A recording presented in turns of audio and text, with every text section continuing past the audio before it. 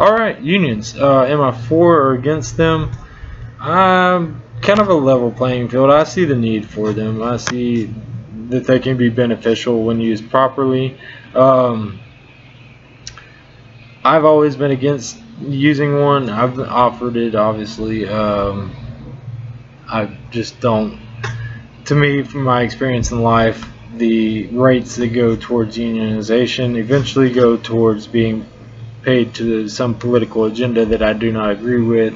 That's not covered in the book, but it's just what I've experienced. And yeah, but on the other hand, I've always, in the time, my work history, experienced the more recent competition of employers offering better wages and better benefits to be able to combat against the need for unionization per se.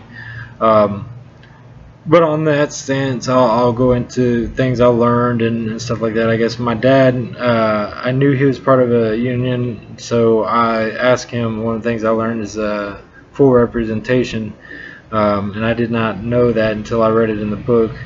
But then that's when I asked him, and he said he actually 30 years using a union with DISD, and he's at one time, and it actually worked out flawlessly in his behalf. So, and from what he was describing to me, it seemed like a good reason to use it. So I do see benefits towards it for employee side of it.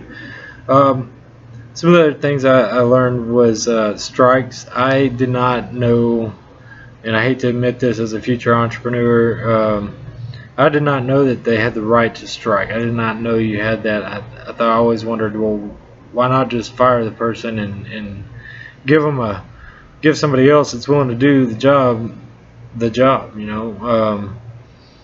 and so that was great information learned. However, which brings me into my next few things I learned, because this is all answering, the whole chapter is great at answering questions as I went through. I'm sure others feel like that too. The employer's right to temporarily replace, because that was a concern that immediately came to my mind. So that was good to be able to replace them temporarily while they're on strike. However, the other things that I learned were different types of strikes, and I think that's great for every employer to learn, because then you can find out where you're more competitive or you have more power, in a sense, I guess you could say, and especially in like the unprotected strikes, where unions don't represent, I guess. So the last one I'll talk about, and my favorite one, was the lockout. I thought that was an amazing tool for an employer to have. I'll start with the employer, I guess, obviously.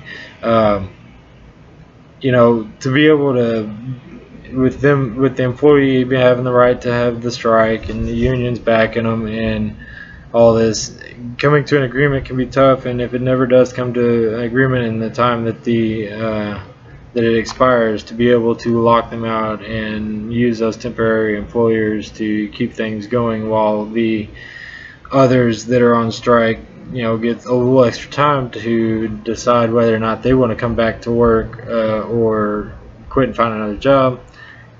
I thought that was an amazing tool. Now, I guess on the other end, if you want to think about it from the employer side, that's a scary tool, because then you're like sitting there going, well, I'm not going to get what I want, obviously, because it's not working in my favor, and I'm going to have to go back to work or go find another job. But yeah, that's my thoughts. Yeah, let me know what you think.